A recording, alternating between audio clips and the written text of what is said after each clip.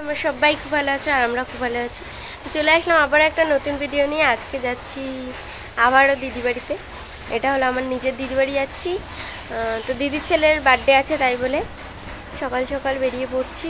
আমি আর মা ওদিক দিয়ে গেট দিয়ে পেছন দিক দিয়ে তালা দিয়ে আসছে, আর আমি এই যে রেডি হয়ে দাঁড়িয়ে আছি। বাবা ওখানে টোটো দেখছে। তো চলো যাও যাক, গিয়ে তারপরে আবার তোমাদের সাথে দেখা হচ্ছে। এসেই আগে দিদির সাথে দেখা করে আসলাম, তারপর ঘরে এসে দেখি সব বাচ্চাগুলো একসাথে খেলা করছে, তাই আর আমি ডিস্টার্ব করলাম না, একটু ভিডিও করে নিলাম। বদ্দির বাড়ি যাচ্ছি ঘুরতে, মেজদির বাড়ির থেকে হেঁটে হেঁটে।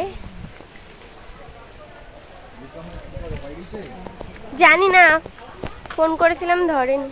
তো চলো বদ্দি বাড়ি যাই আগে। এ দৌড়ে দৌড়ে কে আসছে রে এটা? হ্যাঁ ঠিক চলে আসলো। কে আসছে এটা দৌড়ে দৌড়ে? চলে এসছি আমরা দিদি বাড়িতে। আর দিদি বাড়ি এসছি বলে ওদের নতুন এসি নিয়েছে বলে এখন আমাদেরকে এসির হাওয়া খাওয়ানোর জন্য জানলা দরজা দিয়ে সব এসে করছে। কি করবি এখন? এসি চালাবো। ওর দাদাকে এসির হাওয়া খাওয়াবে এখন। কি সুন্দর লাগছে পেন্টিংটা। বদ্দির বাড়ি থেকে ঘুরে টুরে চলে আসলাম মেজদির বাড়িতে। এসে দেখছি মনটাকে খেতে দেওয়ার জন্য সব কিছু রেডি করছে। আর মাসি এর আগে আসেনি, তাই মাসিকে একবারে নিয়ে আসলাম, আর দাদা পরে আসবে। তো এই যে সবাই এখন মেজদির বাড়ি ঢুকছি। এরপর দিদি, মা, মাসি ওরা সবাই গেল রান্নার ওদিকটা, আর আমি ঘরে গেলাম। আমি আর দুষ্টু ঘরে গিয়ে দেখি বেলুন ফোলানো হচ্ছে, আর ওদিকে একজন শুয়ে আছে। তারপর এখানে মনটাকে দিদি রেডি করাচ্ছে।